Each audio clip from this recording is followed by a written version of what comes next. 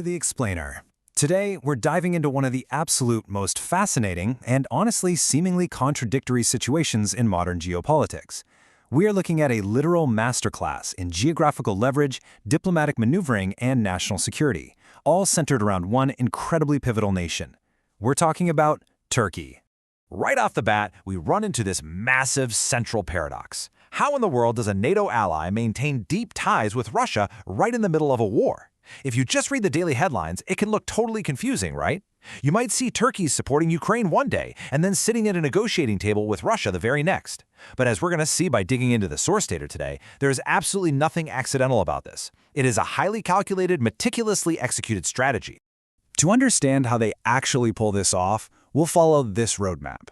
We'll look at the ultimate balancing act, their role as guardian of the straits, their position as a diplomatic middleman, the resulting friction and mutual dependence, and finally, their emergence as a critical middle power. Okay, let's jump straight into Section 1, the ultimate balancing act. The foundational concept driving this entire playbook is what's called strategic autonomy. Turkey isn't just reacting to random events out there. No, they're actively leveraging their unique geographical position and keeping these exclusive diplomatic channels open that literally no other NATO ally has. So the crucial point is that this allows them to balance their steadfast NATO membership with a really complex relationship with Russia. It's a very deliberate, ongoing balancing act. Let's move on to Section 2, Guardian of the Straits. You literally cannot understand this strategy without looking at the map and at international law. The whole thing hinges on the Montreux Convention. Under international law, Turkey holds sole legal control over who gets access to the Black Sea through the Turkish Straits. The sources actually call this legal authority a regional safety valve. Back in 2022, Ankara invoked this convention to restrict the passage of warships from belligerent states. By narrowing that maritime space, they effectively limit the freedom of maneuver for everyone, and that serves to deter escalation and keep the conflict from blowing up into a much wider war. A completely brilliant example of this dual approach happened in 2024. On one hand, you have strict adherence to the rules. Turkey actually blocked 2 British mine countermeasure vessels that were destined for Ukraine. Why? Because they have to uphold the Montreux Convention completely evenly. But, on the other hand, look at their practical cooperation. They simultaneously set up a joint mine countermeasures task force with fellow NATO members Bulgaria and Romania. They are enforcing the rules to prevent a direct NATO-Russia confrontation while still actively cooperating with allies to secure those waters. So why does Ankara take this so incredibly seriously? Well, because they have direct exposure to what analysts call a limited war.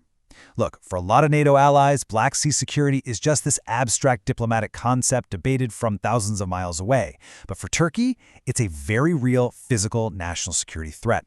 The sources point out some serious spillover effects here. Attacks on Turkish-owned vessels, unmanned systems targeting tankers, and unidentified platforms approaching their national airspace. They are managing a massive crisis right on their literal doorstep. Which brings us to Section 3, the diplomatic middleman. We've seen how they use geography. Now let's talk about how they leverage that unique position at the negotiating table. Because Turkey is the only NATO ally with open channels to both Kyiv and Moscow, they can step in as a critical mediator in ways that are just impossible for other nations. A prime example is the 2022 Istanbul Framework. Through their exclusive diplomatic positioning, they managed to negotiate and sustain Ukrainian grain exports, which honestly prevented a massive global food crisis. They use these exact same channels for crisis management, ensuring safe navigation, and stopping regional deadlocks from becoming totally permanent. The thinking behind this is fascinating. As Ankara sees it, talking to Russia is not the same as aligning with Russia. That quote perfectly nails their strategic mindset.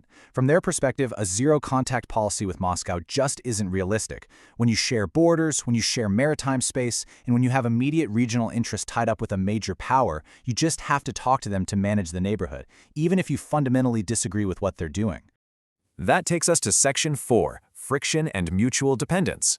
Walking a tightrope this thin naturally creates some pretty heavy tension. The relationship between Turkey and Russia is characterized by deep mutual dependence. They are deeply intertwined economically. We're talking energy, tourism, and massive trade networks.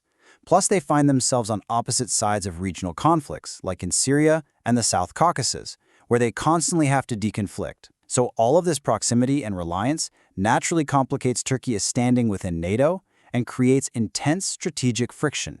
And make no mistake, this pursuit of strategic autonomy definitely isn't free. When Turkey decided to buy the Russian S-400 missile systems for their air defense, it severely damaged trust with their NATO partners. The fallout here was extremely linear and severe. First, they were immediately booted from the cutting-edge F-35 fighter program, and right after that, they were hit with U.S. sanctions.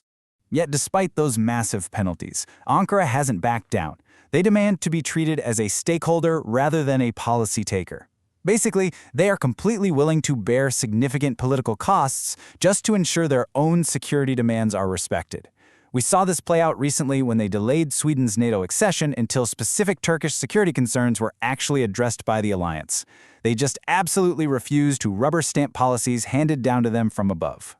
So how exactly are they able to push back so assertively? Well, the answer is their massive defense industrial growth. Turkey is rapidly shifting from being a defense consumer to a major defense producer. By building indigenous architectures like their Steel Dome air defense project, they drastically reduce their reliance on foreign suppliers. That internal capability is exactly what gives them the geopolitical weight to sit at the table and negotiate on their own terms. Finally, let's wrap up with Section 5, a critical middle power. Because of all that friction we just talked about, it is super easy for some observers to just write Turkey off as a difficult ally. But the sources make a really critical pivot here.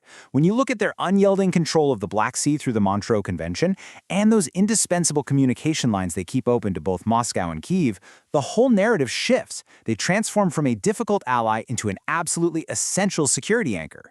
Honestly, without them, the entire European security architecture would be dangerously exposed. So I want to leave you with a final thought to chew on.